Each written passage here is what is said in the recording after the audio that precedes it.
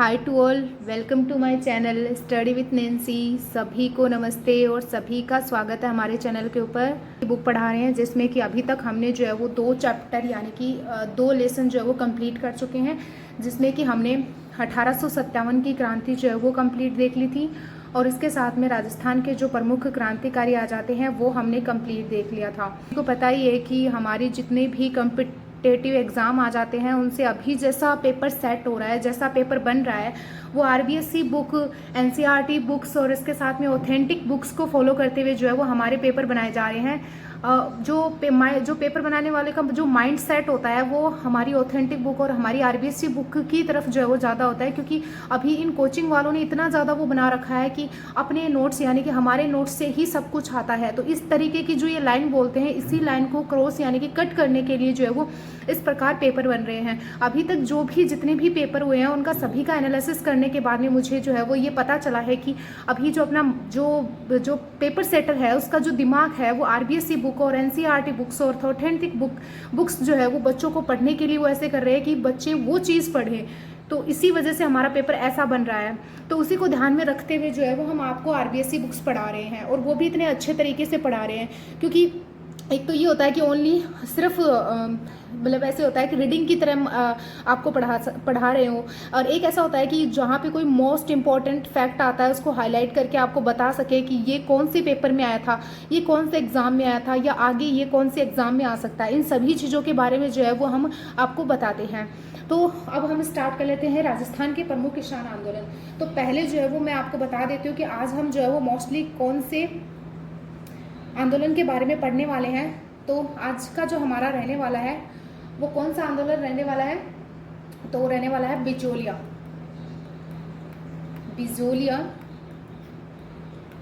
आंदोलन। आज हम बिजोलिया आंदोलन को कवर कर लेंगे कंप्लीट। तो पहले मैं आपको जो जनरल नॉलेज है बिजोलिया आंदोलन से संबंधित वो आपको दे देती हूँ। तो सबसे पहले मैं बात कर लेती हूँ कि जो बिजोलिया आंदोलन जो है वो ये स्थान यानी कि ये बिजोलिया जो है वो स्थान कहाँ पे आ जाता है। तो आप सभी को पता है कि बिजोलिया भीलवाड़ा में आ जाता है, क्योंकि आप जैसा कि आपको पता है कि खानवा के युद्ध में जब युद्ध हुआ था उस समय अशोक परमार जो आ जाते हैं उनको महाराणा सांगा के द्वारा जो बिजोलिया ठिकाना था वो उनको भेंट किया गया था या फिर उनको दिया गया था। भीलवाड़ा कहाँ पे आ जाता है, तो मैंने जैसे आपको पढ़ाया था पहले उसमें मैंने बताया था कि ये मेवाड़ क्षेत्र में आ जाता है। मेवाड़ क्षेत्र को जो है वो पहले किस नाम से जाना जाता था, यानी कि मेवाड़ क्षेत्र का प्राचीन नाम क्या आ जाता है, तो मेवाड़ क्षेत्र को प्राचीन नाम जो आता है वो विजयावली या फिर जो है वो इसको क्या बोल सकते हैं, तो इसको विध्यनवली भी बोलते हैं।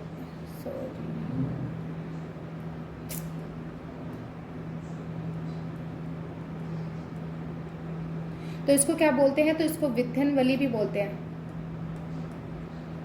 ठीक है, विध्यनवली, क्योंकि ये जो हमारा राजस्थान वाला पार्ट आ जाता है इसमें ये जो भाग आ जाता है वो विध्यांचल के पठार यहाँ पे पाए जाते हैं, जैसे कि आप सभी को पता ही है। तो उसके अकॉर्डिंग इसको बोलते हैं। एक जो आता है ये वर्ड आएगा ऊपर माल। ये ऊपर माल क्या आ जाता है, तो माल का मतलब होता है ज्वालामुखी, ज्वाला उद्गार जहां पर हुआ है उसको हम जो है वो माल बोलते हैं। ठीक है, और ऊपर यानी कि थोड़ा बहुत ऊपर उठा हुआ भाग, इसी वजह से इसका नाम जो है वो क्या पड़ा था, ऊपर माल पड़ा है। क्योंकि माल का मतलब क्या होता है, जहाँ पे ज्वालामुखी का उद्गार हुआ है, यानी कि ज्वालामुखी से लावा का उद्गार हुआ है, ज्वालामुखी उद्गार हुआ है, जहाँ से लावा का जो उद्गार हुआ है उसको हम क्या बोलते हैं, माल बोलते हैं। और ऊपर यानी कि ऊपर उठा हुआ भाग है, इस वजह से जो है इसको ऊपर माल कहते हैं। तो ये नाम जो है वो आपको देखने को मिलेगा, तो आप इसको ध्यान में रख लेना। एक जो है वो व्यक्ति आ जाते हैं जिनका नाम विजय सिंह पथिक आता है। उनके बारे में भी मैं आपको थोड़ा सा बेसिक सा बता देती हूँ, क्योंकि हमने जो पहले क्लास ली थी उसमें हमने जो व्यक्तित्व के बारे में पढ़ाया था, यानी कि हम बता देते हैं कि हमने जो प्रमुख क्रांतिकारी पढ़ाया था उसमें व्यक्ति में जो है वो हमने विजय सिंह पथिक जी को भी पढ़ाया था। ठीक है, तो उनके बारे में मैंने जो है वो नॉर्मल सी जानकारी आपको दे दी थी कि उनका जन्म कहाँ पर हुआ है। तो हम बात कर लेते हैं कि आपको एक व्यक्ति का नाम देखने को मिलेगा जिनका नाम आ जाता है विजय सिंह पथिक। विजय सिंह पथिक का जन्म कहाँ पे हुआ था, तो जैसा कि मैंने आपको पहले वीडियो में बता दिया था कि उत्तर प्रदेश के बुलंदशहर के गुट्ठावली गांव में जो है वो विजय सिंह पथिक का जन्म हुआ था। विजय सिंह पथिक का जो वास्तविक नाम यहाँ आ जाता है, या हम बात कर सकते हैं कि इनका वास्तविक नाम क्या आता है, तो इनको जो है वो भूप सिंह के नाम से जो वो इनको जाना जाता था। राजस्थान पुलिस के एग्जाम में जो है ये फैक्ट आया है, तो आप इसको नोट कर लेना। एक जो है वो विजय सिंह पथिक के से रिलेटेड एक फैक्ट ये आ जाता है कि 1992 यानी कि 1992 में विजय सिंह पथिक के ऊपर जो वो डाक टिकट जारी की गई थी। डाक टिकट जो है वो विजय सिंह पथिक के ऊपर जारी की गई थी। अब हम जो है वो हमारे मोस्ट इम्पॉर्टेंट जो हमारा लेसन आ जाता है राजस्थान के प्रमुख किसान आंदोलन, उसके ऊपर चलते हैं, क्योंकि हमने बेसिक से जानकारी आपको दे दी है और हम जैसे जैसे आपको पढ़ाएंगे वैसे वैसे हम जो है वो सारी चीज़ें आपको बता देंगे। ठीक है,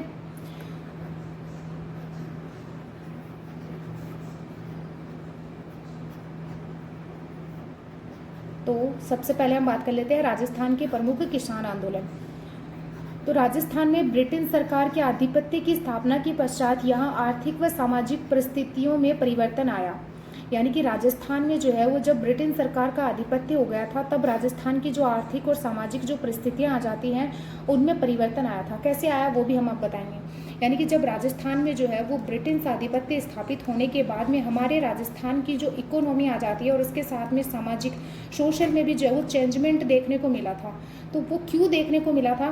क्योंकि शासक अंग्रेज संरक्षण के कारण स्वयं को सुरक्षित मानने लग गए थे। यानी कि राजस्थान के जितने भी शासक आ जाते हैं वो अंग्रेजी शासन या ब्रिटिश शासन से जो वो खुद को सुरक्षित समझने लग गए थे। यानी कि इनसे जो है वो अब हम पे कोई भी ना तो युद्ध होगा और ना जो है वो हमें किसी प्रकार का कोई डर है, क्योंकि अंग्रेजों के द्वारा जो वो मराठों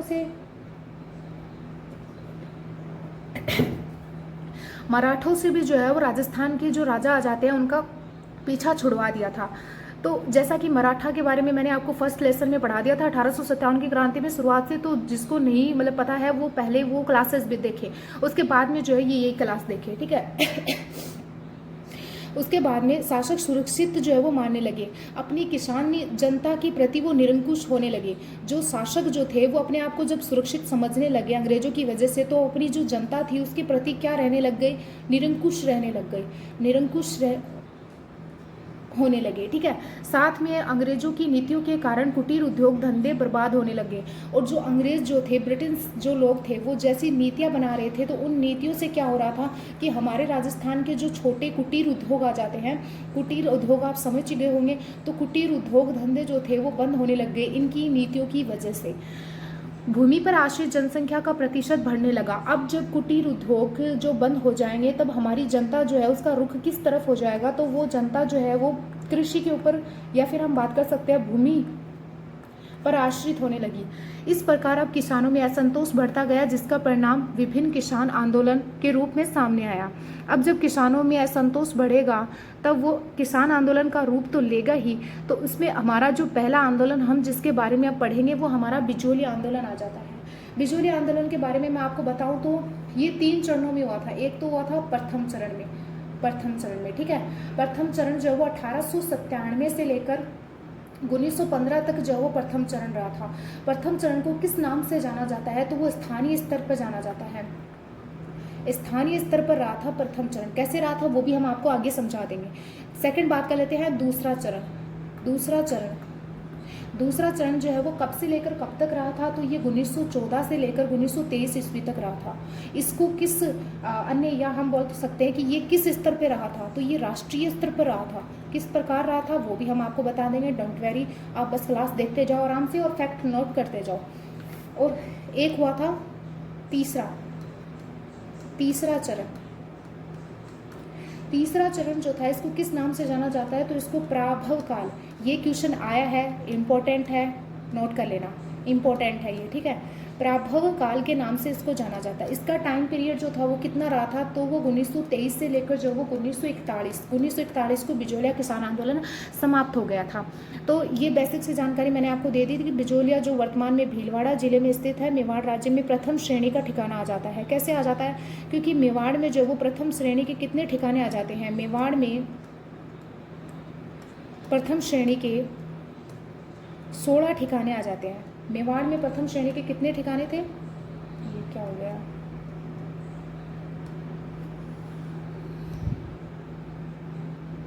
ये मेवाड़ में प्रथम श्रेणी का ठिकाना आ जाता है, क्योंकि मेवाड़ में प्रथम श्रेणी के कितने ठिकाने थे? 16 ठिकाने थे। उसमें किसका नाम आ जाता है? तो भीलवाड़ा का आ जाता है। तो ये मेवाड़ में प्रथम श्रेणी का ठिकाना आ जाता है। ठीक है, नेक्स्ट हम बात करते हैं कि मेवाड़ को किस नाम से जानते हैं? विजावल्ली या विध्यमबली के नाम से भी इसको जानते हैं। इस जागीर की भौगोलिक बनावट इस प्रकार की थी कि यहाँ के किसान आंदोलन के समय बड़ी सुगमता से पड़ोसी सीमावर्ती राज्य में प्लान कर सकते थे।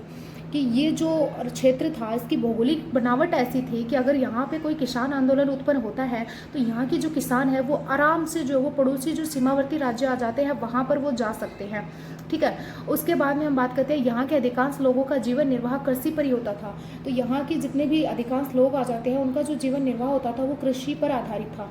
कृषकों में अधिकांशतः कौन सी जाति आ जाती है? तो वो धाकड़ जाति के लोग जो है वो ज़्यादातर कृषि किया करते थे। धाकड़ जाति का नाम इम्पोर्टेंट है, तो आप याद रख लेना। ओके, वे अपने परिश्रम और दक्षता के लिए प्रसिद्ध थे। जाति के रूप में वे संगठित थे और पंचायत व्यवस्था में उनकी दृढ़ निष्ठा थी। 1894 ईस्वी में राव गोविंद दास की मृत्यु के बाद बिजोलिया ठिकाने के जागीरदार व किसानों के संबंध में विभिन्न कारणों से कटुता आई। 1894 में किसकी मृत्यु हो गई थी? राव गोविंद दास जी की। उसके बाद में जो बिजोलिया के जो ठिकानों के जो जागीरदार आ जाते हैं और किसान आ जाते हैं उनके संबंधों में विभिन्न कारणों से कटुता आई। अब वो कौन कौन से कारण आ जाते हैं उसके ऊपर भी हम डिस्कस करेंगे, जिसका परिणाम क्या निकला? बिजोलिया किसान आंदोलन। ठीक है, तो ये बेसिक से जानकारी थी। इसमें 2-3 इंपॉर्टेंट फैक्ट थे, वो आपने नोट कर लिए होंगे। बिजोलिया किसान आंदोलन का अध्ययन 3 भागों में किया जा सकता है, वो मैंने आपको बता ही दिया। प्रथम चरण 1897 ईस्वी से 1915 ईस्वी तक का माना जाता है और इस काल में आंदोलन का नेतृत्व अब मैंने जैसे आपको बताया था कि इसको स्थानीय स्तर का कहा जाता है, यानी कि प्रथम जो चरण आ जाता है उसको स्थानीय स्तर का क्यों कहा जाता है? तो वो स्थानीय लोगों के द्वारा जो है वो इस आंदोलन का नेतृत्व किया गया था, या फिर इस काल में आंदोलन का नेतृत्व किसने किया था? तो वो स्थानीय लोगों ने किया था।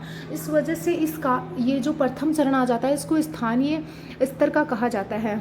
आंदोलन का द्वितीय चरण जो आता है वो 1915 ईस्वी से आरंभ हुआ, जो कि 1923 ईस्वी तक चला था। ये भी मैंने आपको पहले बता दिया कि इसका सेकंड जो चरण था वो 1915 से प्रारंभ हुआ और 1923 ईस्वी तक चला। आंदोलन का काल जो था वो अत्यंत महत्वपूर्ण था। इस काल में आंदोलन का संचालन राष्ट्रीय स्तर के योग्य और अनुभवी व्यक्तियों के द्वारा संपन्न हुआ था। ये मैंने इसलिए बताया था क्योंकि आपको थोड़ा जनरल बेसिक सा पता हो। अब ये आपको पता चल गया होगा क्योंकि इसको राष्ट्रीय स्तर का क्यों कहते हैं, क्योंकि इसमें ये राष्ट्रीय स्तर के जो योग्य अनुभवी व्यक्ति है वो इससे जुड़ गए थे। यानी कि इस आंदोलन से पहले चरण में तो सिर्फ स्थानीय लोग जुड़े हुए थे, लेकिन जैसे ही दूसरा चरण आया तो उसमें राष्ट्रीय स्तर के लोग भी जुड़ गए थे। अब ये आंदोलन राष्ट्रीय मुख्यधारा से जुड़ गया था। तीसरा चरण आंदोलन का प्रभाव काल था, 1941 में इसे समाप्त हुआ। ये 1941 में ये आंदोलन समाप्त हो गया था, इसके बारे में मैंने आपको बता दिया है।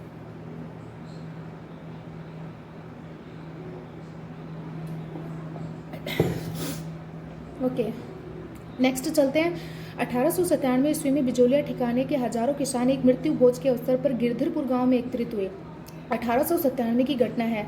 बिजोलिया ठिकाने के जितने भी किसान आ जाते हैं वो मृत्यु भोज का अवसर कौन से गांव में था? तो गिरधरपुरा गांव में एकत्रित हुए थे। यहाँ ठिकाने के अत्याचार और शोषण से संतप्त किसानों ने एक दूसरे से विचार विमर्श किया, निर्णय लिया कि उनके प्रतिनिधि उदयपुर जाकर महाराणा फतेह सिंह, उस टाइम जो महाराणा थे वो कौन थे? तो वो महाराणा फतेह सिंह थे, से भेंट कर न्याय के लिए पुकार करे, किंतु इस पुकार का कोई परिणाम नहीं निकला। यानी कि महाराणा फतेह सिंह ने उनकी बात पर कोई ध्यान नहीं दिया। रियासती सरकार के द्वारा अपनाई गई निष्क्रियता व उदासीनता से बिजोलिया के शासक को किसान विरोधी नीति अपनाने के लिए प्रोत्साहन मिला। बिजोलिया जागीर का किसान पहले से ही विभिन्न प्रकार के लागों से बोझ से दबा हुआ था। हम आपको एक बता देते हैं कि सबसे बड़ी जो है वो लांटा और कुंता प्रथा थी। यानी कि जो खड़ी फसल का जो करते थे वो कुंता बोलते हैं, और जो कटी हुई फसल का जो मूल्य तय करते थे उसे लांटा प्रथा बोलते हैं। ठीक है, उसके बाद में विभिन्न प्रकार के लागों की बोझ से दबा हुआ था। अब आ जाती है 1903, बहुत इंपॉर्टेंट है। अब 1903 ईस्वी में राव कृष्ण सिंह ने बिजोलिया अंचल में एक नया कर चौरी नाम से लगा दिया। बहुत ज़्यादा इंपॉर्टेंट है। चौरी कर किस शासक के द्वारा लगाया गया था और कब लगाया गया था? तो वो 1803 ईस्वी में लगाया गया था, जो कि किसके द्वारा लगाया गया था? तो राव कृष्ण सिंह के द्वारा लगाया गया था। ठीक है, हर व्यक्ति को अपनी लड़की के विवाह के अवसर पर 13 रुपये, आप देख सकते हो, अब आरबीएसई में 13 रुपये दिया गया है। कुछ साक्ष्यों में आपको 5 रुपये भी देखने को मिल जाता है। आरबीएसई में कितने दे रखा है? 13 रुपये दे रखा है। और कुछ जो गाइड आती है उनमें आपको 5 रुपये देखने को मिलता है। ठिकाने में जमा करवाना पड़ता था। फिर वर के लिए राव साहब के समक्ष उपस्थित होकर नतमस्तक हो आशीर्वाद प्राप्त करना आवश्यक था। इस अपमानजनक कर के लागू करने पर किसानों में रोष व्याप्त होना स्वाभाविक ही था, क्योंकि अब उनको कर भी लेना है और इसके साथ में उनके जो वर साहब यानी कि वर जो आ जाते हैं उनको जो है वो राव साहब के सामने जो है वो नतमस्तक आशीर्वाद प्राप्त करना था उनका। अब ये जो है वो उनको अपमानजनक लगा। इस वजह से किसान जो थे वो बहुत ज़्यादा गुस्से से हो गए। किसानों ने इसका मुख्य विरोध किया, मुख्य यानी कि चुपचाप शांति से विरोध किया, जैसे कि वो अपना असहयोग आंदोलन था उस तरीके का था, लेकिन असहयोग आंदोलन का तो रुख ही दूसरा हो गया था। उन्होंने 2 वर्षों तक अपनी कन्याओं का विवाह ही नहीं किया और फिर जो है वो लास्ट में 200 कन्याएं जो थी वो फिर अंतिम में जो है वो 200 कन्याओं को लेकर जो है वो महाराज के दरबार में गए। इसके बाद में राव ने कुछ नामात्र रियायतें दी और फिर इस बात से जो है वो राव साहब जो थे उन्होंने नामात्र की रियायतें दी, किंतु संतुष्ट होने की बजाय किसानों को अपनी शक्ति का एहसास अवश्य हुआ। किसानों को लगा कि अगर हम इतनी मांग पूरी करवा सकते हैं तो हम आगे भी अपनी मांग पूरी करवा सकते हैं राव साहब से। तो उन्होंने जो है वो उनको ये संतुष्ट हुआ कि उनमें जो शक्ति थी वो उनको महसूस हुई कि हाँ भाई हम जो है वो अगर इतना कुछ करवा सकते हैं तो हम आगे भी रियायतें हम राव साहब से ले सकते हैं। तो फिर क्या हुआ वो आगे देखिए आप। 1906 ईस्वी में रावकृष्ण सिंह की निसंतान देहांत हो गया। उसके स्थान पर उनका निकट संबंधी पृथ्वी सिंह बिजोलिया का स्वामी बना। पृथ्वी सिंह यानी कि कृष्ण सिंह के बाद में कौन शासक बना था? तो पृथ्वी सिंह शासक बना था। ओके, उसने मेवाड़ राज्य द्वारा नए जागीरदार से तलवार बंधाई के रूप में ली गई रकम का भार जनता पर डाल दिया। अब मेवाड़ के जो जागीरदार थे वो जो तलवार बंधाई कर ले रहे थे उसका भार जनता पर डाल दिया। मेवाड़ ने जब इसका विरोध किसानों ने जब इसका विरोध किया तो स्थानीय शासकों ने किसान आंदोलन से जुड़े व्यक्तियों के विरुद्ध सख्ती का रुख अपनाया। जब किसानों ने इस बात का विरोध किया तो जो स्थानीय शासक थे उन्होंने किसानों के इस आंदोलन से जुड़े व्यक्ति जितने भी आ जाते हैं उनके विरुद्ध सख्ती का रुख अपनाया, दमनकारी नीति का अनुसरण किया। किसान नेता साधु सीताराम दास, इंपॉर्टेंट है, नाम याद रख लेना। किसान नेता साधु सीताराम दास को ठिकाने की पुस्तकालय से सेवा मुक्त कर दिया। साधु सीताराम दास को उनके पुस्तकालय से सेवा मुक्त कर दिया और अन्य किसान नेताओं को जेल में डाल दिया। 1914 ईस्वी में राव पृथ्वी सिंह का देहांत हो गया। अब 1914 में पृथ्वी सिंह का देहांत हो गया और इनके पुत्र केसरी सिंह आ जाते हैं जो कि अल्पवयस्क कहा जाते हैं। इसलिए जागीर का जो पूरा प्रशासन था वो कोर्ट ऑफ बोर्ड्स यानी कि महाराणा के नियंत्रण में चल गया। महाराणा कौन थे उस समय? फतेह सिंह थे, ध्यान में रख लेना, फतेह सिंह थे। किंतु किसानों को फिर भी कोई खास फायदा न हुआ, उनके हालात जस के तस थे। इन हालातों से इस प्रकार इस आंदोलन का प्रथम चरण कंप्लीट हो गया। प्रथम चरण में उनको कोई भी सफलता नहीं मिली। अब बात आती है दूसरे चरण की। इस आंदोलन का दूसरा चरण प्रारंभ होता है जो कि जब 1916 ईस्वी में विजय सिंह पथिक, जिनका वास्तविक नाम रूप सिंह, जो कि मैंने पहले बता दिया, विजय सिंह पथिक में कार्य करने की अपूर्व अक्षमता थी। सर्वप्रथम उन्होंने किसानों को सुनियोजित रूप से जो संगठित किया, आंदोलन को व्यवस्थित रूप प्रदान किया। उन्होंने बिजोलिया में विद्या प्रचारिणी सभा, अब ये नाम याद रख लेना कि विजय सिंह पथिक के द्वारा जो है वो बिजोलिया में जो है वो विद्या प्रचारिणी सभा की स्थापना की, जिसके तत्वाधान में एक पुस्तकालय, एक पाठशाला, एक अखाड़ा चालू किया गया और उनको जो है वो राजनीतिक गतिविधियों का केंद्र बना दिया। माणिक्यलाल वर्मा जो इस समय बिचौलिया ठिकाने के कर्मचारी के पद पर कार्यरत थे, वे पथिक के संपर्क में आए और उन्होंने पथिक से प्रभावित होकर ठिकाने की नौकरी से अवकाश ले लिया। उन्होंने पथिक से जो है वो आजीवन देश सेवा की दीक्षा ली और पथिक के साथ किसानों को संगठित करने के कार्य में जुट गए। इस कार्य में साधु सीताराम दास का भी पथिक को बड़ा सहयोग रहा था, यानी कि साधु सीताराम दास और ये सब मिलकर जो वो किसानों को एक जगह इकट्ठा करने के लिए एकत्रित करने में जुट गए थे। विजय सिंह पथिक उपरमाल क्षेत्र में अत्यधिक लोकप्रिय हो गए थे। वहाँ पर इनको महात्मा जी कहा गया था। इंपॉर्टेंट क्वेश्चन है, देख लेना कि महात्मा जी विजय सिंह पथिक को कहाँ पे कहा गया था? तो वो बिजोलिया किसान आंदोलन में उपरमाल के क्षेत्र में इनको महात्मा जी कहकर संबोधित करते थे। उनके आदेशों का पालन करने के लिए वे सदैव तैयार रहते थे। पथिक किसानों की दुर्दशा से परिचित हो चुके थे। इस भयावह स्थिति के निवारण हेतु पथिक जी ने किसान आंदोलन को सक्रिय बनाने का निर्णय लिया और 1917 में हरियाली अमावस्या के दिन ऊपरमाल पंच बोर्ड के तत्वाधान में क्रांति का बिगुल बजा दिया। अब ये इंपॉर्टेंट क्वेश्चन है, ध्यान में रख लेना। 1917 में हरियाली अमावस्या के दिन जो ऊपरमाल पंच बोर्ड की स्थापना विजय सिंह पथिक ने करी थी। पथिक ने किसानों को युद्ध का चंदा नहीं देने के लिए आह्वान किया। किसानों ने घोषणा की कि वे बेकार नहीं देंगे, युद्ध का चंदा नहीं देंगे। गोविंद निवास गांव के नारायण जी पटेल ने ठिकाने में बेकार करने से इनकार कर दिया। फिर जो नारायण जी पटेल थे उनको गिरफ्तार कर लिया जाता है। इस बात की सूचना मिलते ही किसान पंचायत आदेशानुसार किसानों के जत्थे बिजोलिया में पहुंचने लगते हैं। फिर ठिकानों के प्रशासक भयभीत हो जाते हैं। उससे फिर नारायण जी पटेल को वो मुक्त कर देते हैं। किसानों की ये प्रथम विजय थी जिसमें कि उन्होंने नारायण जी पटेल को मुक्त करवा लिया था।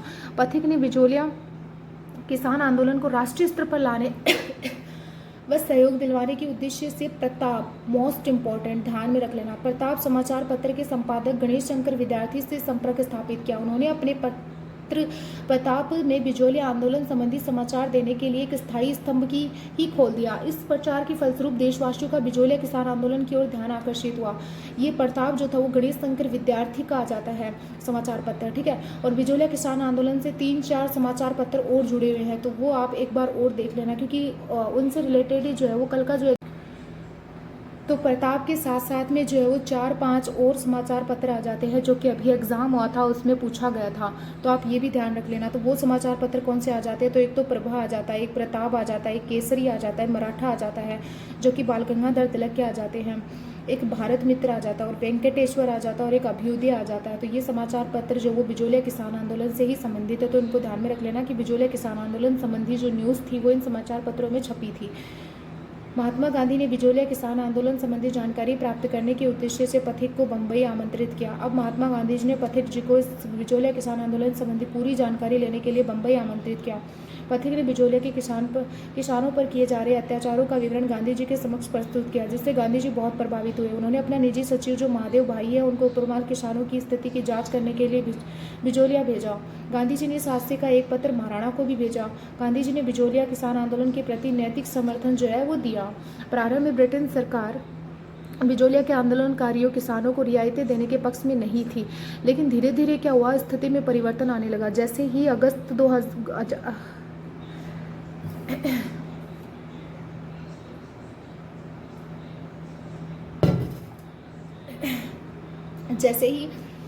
1920 ईस्वी में भारत में महात्मा गांधी के नेतृत्व में असहयोग आंदोलन आरंभ हुआ, जो 1921 ईस्वी में जो भयंकर रूप ले लेता है। ऐसी स्थिति में ब्रिटेन सरकार ने निश्चय किया कि बिजोलिया किसान आंदोलन को तुरंत शांत किया जाना चाहिए, क्योंकि अगर बिजोलिया किसान आंदोलन के जो ये किसान आ जाते हैं वो अगर इस आंदोलन से जुड़ गए तो ये आंदोलन बहुत ज़्यादा उग्र हो जाएगा। इस उद्देश्य से ब्रिटेन सरकार ने एक उच्च स्तरीय समिति का गठन किया, जिसमें कि अब ये नाम याद रख लेना, एजीजी रॉबर्ट हॉलैंड आ जाते हैं, उनके सचिव आगलवी आ जाते हैं, और मेवाड़ के ब्रिटेन रेजिडेंट विल्किंसन आ जाते हैं, मेवाड़ राज्य के दीवान प्रभाष चंद्र चटर्जी आ जाते हैं। राज्य के शायर हाकिम बिहारी लाल को रखा। लंबे विचार विमर्श के पश्चात 11 फरवरी 1922 ईस्वी को ठिकाने और किसान पंचायत के बीच में समझौता क्या है, संपन्न हुआ। ठीक है, नेक्स्ट हम बात कर लेते हैं एजीजी हॉलैंड ने किसानों के पक्ष के औचित्य को स्वीकारा था। एजीजी हॉलैंड ने जो किसानों का जो पक्ष था उसको रखा था। समझौते के अनुसार किसानों को अनेक रियायतें भी दी गई, उनमें उनकी 35 जो लागें थी वो समाप्त कर दी गई थी फर्स्ट बार में। इस प्रकार 1922 ईस्वी में जो वो आंदोलन समाप्त हो गया, यानी कि दूसरे चरण का जो आंदोलन था वो 1922 में समाप्त हो गया। अब हम नेक्स्ट जो है वो बात पे चलते हैं कि असहयोग आंदोलन के समाप्त होते ही जो एजीजी किसानों के साथ में हुए समझौते के प्रति उदासीन हो गया था और बिजोलिया के जागीरदार ने समझौते का उल्लंघन करते हुए किसानों पर पुनः नई लागें लगा दी, लगान की मांग भी बढ़ा दी। 1923 और 26 का समय किसानों ने बड़ी तकलीफ से गुजारा। 1923 और 26 का मार्च 1927 ईस्वी में किसान पंचायत हुई, जिसमें रामनारायण चौधरी, माणिक्यलाल वर्मा भी उपस्थित हुए। पथिक ने किसानों को बारानी भूमि छोड़ने और अहिंसात्मक साधनों से आंदोलन को जारी रखने का सुझाव दिया, किंतु ये प्रयोग भी असफल रहा।